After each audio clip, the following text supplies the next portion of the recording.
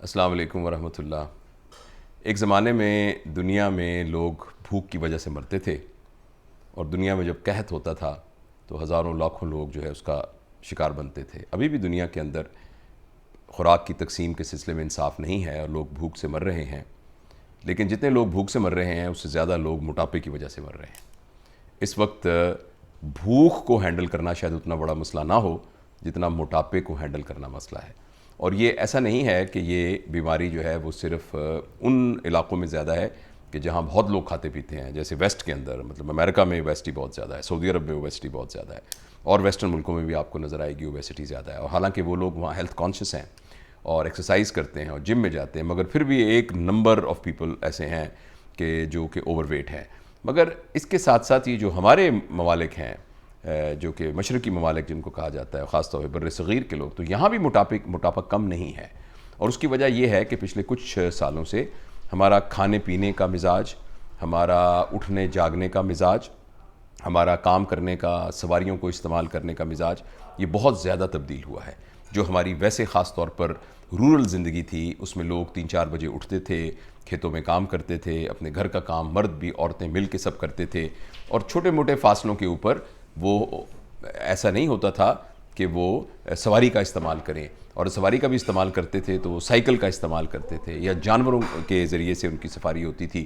جس میں ان کو مشقت کی عادت ہوتی تھی۔ اور پھر یہ بہت ساری پاپولیشن شہروں میں منتقل ہوئی، اور پھر اسی طرح جو گاؤں کے اندر کھانے پینے کا نظام تھا وہ بھی ایک سادہ کھانے پینے کا نظام تھا، جو کہ حفظان صحت کے مطابق ہوتا ہے، باڈی اس کو اچھی طرح ایڈجسٹ کر سکتی ہے اور جسم کا حصہ بنا سکتی ہے۔ لیکن بدقسمتی سے یہ ہوا کہ پچھلے کچھ عرصے سے خاص طور پر ایک ایسا مزاج بن گیا کہ جس میں کھانے پینے کا نظام وہ بھی جنک فوڈ پہ کنورٹ ہو گیا، اور ریفائنڈ شوگر کا استعمال بہت زیادہ ہونا شروع ہو گیا، اور گھی میں تلی ہوئی چیزیں اور بھنی ہوئی چیزیں ان کا استعمال بہت زیادہ ہو گیا۔ اور اس کے ساتھ لوگوں نے اپنے رہن سہن کو اس طریقے سے بنا لیا کہ جس میں وہ محنت اور مشقت کے عادی نہ رہے، جس کی وجہ سے موٹاپا ایک عام مسئلہ ہے۔ تو میں اس چھوٹی سی ویڈیو کے ذریعے آپ کو کچھ تھوڑی سی معلومات اس سلسلے میں دینا چاہتا ہوں، اور ایک اسپیسیفک معلومات بھی دینا چاہتا ہوں۔ پہلی بات تو یہ ہے کہ موٹاپا پریونٹیبل ہے، ہم میں سے ہر شخص موٹا ہونے سے بچ سکتا ہے، اور سوائے ان چند لوگوں کے جن کو خدا نہ خواستہ کوئی بیماری ہو۔ لہٰذا اگر کسی شخص کو ایک موٹاپا ہے اور جب اس موٹاپے کا علاج کے لیے جاتا ہے تو جو بھی کوالیفائڈ ڈاکٹر ہے وہ کچھ بیماریاں ہیں ان کو، وہ جو ہارمونل بیماریاں ہوتی ہیں ان کو ایک ڈائگنوز کرتا ہے، اور اگر وہ ہارمونل بیماریاں ہیں تو پھر ان کا علاج کرنا پڑتا ہے۔ مگر ایسے مریضوں کی تعداد بہت کم ہوتی ہے۔ باقی سارے لوگوں کا تعلق دو چیزوں سے ہے۔ ایک تو یہ ہے کہ جو ان کو ضرورت ہے وہ اس سے زیادہ کھا رہے ہیں، اور جو ان کو کھانا چاہیے وہ اس کے علاوہ کھا رہے ہیں اور کثرت سے ساتھ کھا رہے ہیں۔ اور دوسری بات یہ کہ جو وہ کھانا کھا رہے ہیں اس کو وہ پراپر ہضم نہیں کر رہے، اور ان کیلوریز کو، جن کو اردو میں حرارے کہتے ہیں، ان کو وہ برن نہیں کر رہے، ان کو کنزیوم نہیں کر رہے۔ تو یہ سمپل سا بیلنس ہے کہ آپ ڈال زیادہ رہے ہیں اور اس کو جلا کے ختم کم کر رہے ہیں، اس کی وجہ سے موٹاپا ہونا شروع ہو جاتا ہے۔ لہٰذا اگر ہم میں سے ہر شخص اپنے کھانے کا خیال رکھے، یعنی کھانے میں وہ چیز کھائے جو کہ خوراک ہے، خوراک سے مراد ہے کہ جو زیادہ سے زیادہ وہ چیز کھائے جو زمین میں سے نکلتی ہے، مثلاً سبزیاں، مثلاً پھل، اس کے علاوہ جو دالیں ہیں، اور وہ خوراک جس میں فائبر بہت زیادہ ہے، اور وہ خوراک جس میں پانی بہت زیادہ ہے، یعنی پانی، نمکیات، نشاستہ دار غذائیں یعنی کاربوہائیڈریٹ، اور پروٹین یعنی گوشت، لحمیات جن کو کہتے ہیں، اور جو چربی، تو یہ ہماری جسم کی اور وائٹامنز، یہ ساری ہمارے جسم کی غذائیں ہیں۔ اور ان غذاؤں کا جتنا تعلق زمین سے ہوگا، زمین سے نکلنے والی چیزوں سے ہوگا، اور وہ پلانٹ میں بنی نہیں ہوں گی، مصنوعی طور پر بنی ہوئی نہیں ہوں گی، تو یہ غذائیں ہمیں پتلا رکھیں گی۔ پتلے سے مراد یہ ہے کہ ہمیں صحت مند رکھیں گی اور ایکسٹرا فیٹ نہیں جمے گی۔ اور دوسری بات یہ ہے کہ ہم کھانا کھاتے، اور اس میں جو چیزیں نہیں کھانی، ان میں سے سب سے خطرناک ریفائنڈ شوگر ہے، یہ جو چینی ہے۔ اور یہ ملک میں چینی کا بحران کہتے ہیں۔ میں آپ کو پورے یقین سے کہتا ہوں کہ اگر ہم فیکٹریوں میں چینی بننا بند ہو جائے، دکانوں سے چینی نہ ملے، ہم میں سے کوئی شخص چینی کو لے کے کسی چیز، کھانے کی چیز میں نہ ڈال سکے، تو یہ اس کے لیے، صحت کے لیے بہت اچھا ہے، اس کا کوئی بھی نقصان نہیں ہوگا۔ ایک تو ریفائنڈ شوگر، دوسرا اسی طرح یہ فزی ڈرنکس جو ہیں، یہ تیسرا وہ تمام چیزیں جو بیکریز میں بنتی ہیں، کیک، پیسٹری، مٹھائیاں اور سویٹ جس میں مٹھائی یوز ہوتی ہے، یہ والی تمام چیزیں، اگر آدمی ان چیزوں سے پرہیز کرے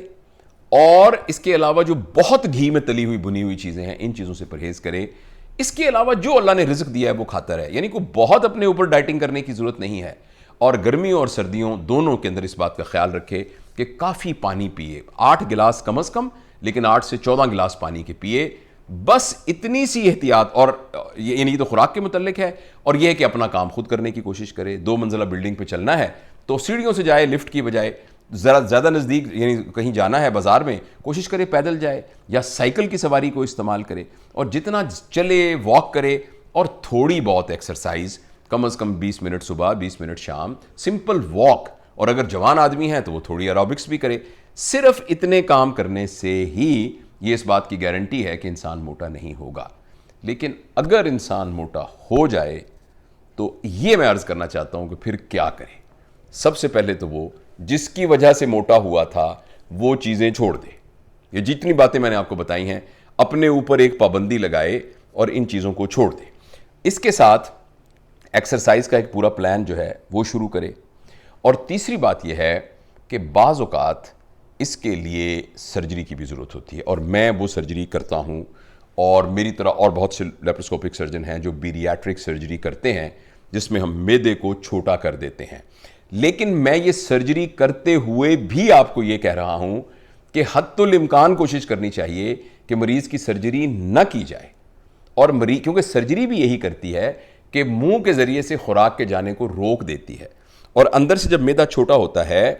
تو ایسے ہارمون جنہیں گریلن کہتے ہیں وہ پروڈیوس ہونا بند ہو جاتے ہیں، جس کی وجہ سے مریض کو جلدی بھوک کے یعنی ختم ہونے کا احساس ہونا شروع ہو جاتا ہے، سٹائٹی جسے کہتے ہیں، وہ اس کو اچیو ہو جاتی ہے، یعنی پیٹ اس کا بھر جاتا ہے۔ لیکن اگر آدمی اپنی شعوری کوشش کے ساتھ ہی کھانا پینے کو اوپر پابندی لگا دے اور ایکسرسائز کرے اور جو چیزیں میں نے منع کی ہیں وہ نہ کھائے، تو زبردست یعنی اس کا وزن ٹھیک ہونا شروع ہو جائے گا، اور ساتھ ایکسرسائز کرے،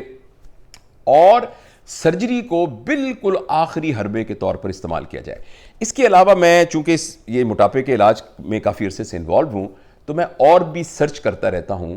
کہ اور کیا کیا طریقے ایسے ہونے چاہیے۔ کچھ لوگ کہتے ہیں سونف کا پانی پیا جائے، تو ہو سکتا ہے میں سائنٹیفکلی تو آپ کو نہیں پوری طرح بتا سکوں کہ سونف کا پانی کہاں عمل کرے گا، لیکن یہ جتنی بھی دوائیاں ہوتی ہیں انہی ہماری ہرب سے نکلتی ہیں، اور اسی طرح ایورویدک میڈیسن، اور جو ہماری جس کو ایک زمانے میں یونانی میڈیسن کہتے تھے، جس طرح سے آپ دیکھیے ابھی بھی گلا خراب ہو تو ہم جوشاندے کو پریفرنس دیتے ہیں، اور اسی طریقے سے اور ہربل چیزیں ہیں جیسے انفلیمیشن کے لیے ہلدی کو استعمال کیا جاتا ہے۔ تو میں ایک ایلوپیتھک ڈاکٹر اور ایک سرجن ہونے کے باوجود میں سمجھتا ہوں کہ ان تمام چیزوں کو ہم نگلیکٹ نہیں کر سکتے۔ میں یہ بات جو کر رہا ہوں وہ اس ضمن میں کر رہا ہوں کہ پچھلے دنوں میرا یعنی تعارف ہوا ایک ہمارے دوستوں کے ساتھ اور ایک